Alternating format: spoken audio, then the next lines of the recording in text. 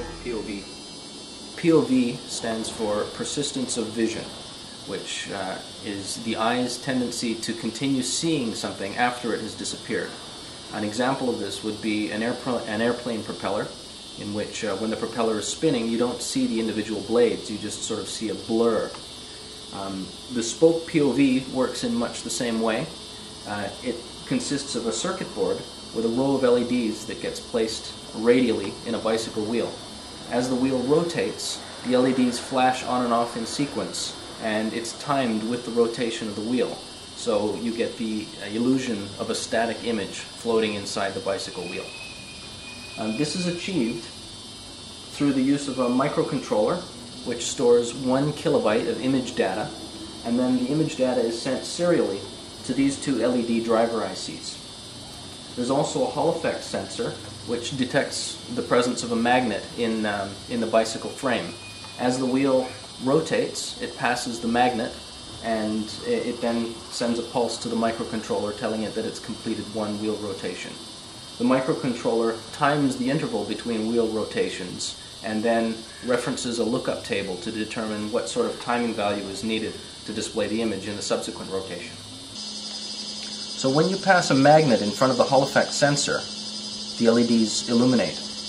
If you pass it slowly, like for instance say one pass every couple of seconds, you see the pattern get displayed over a fairly long period of time.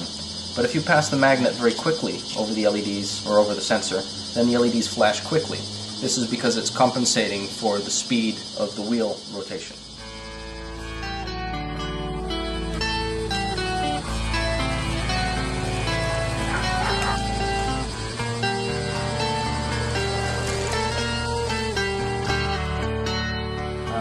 In this board, version 3, I've made several improvements over the first version.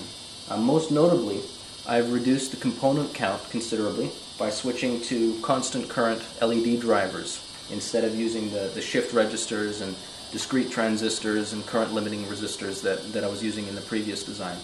That's greatly reduced the number of components, it's made it easier to build, and I'm also wiring the LEDs front to back in series instead of in parallel.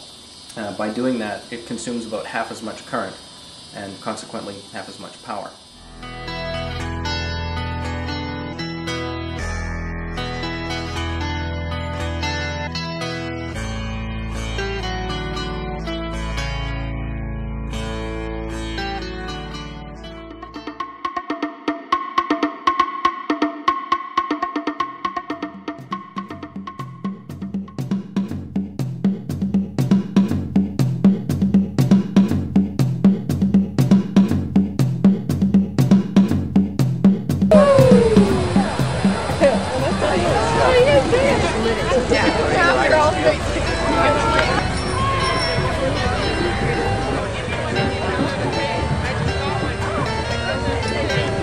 Woo!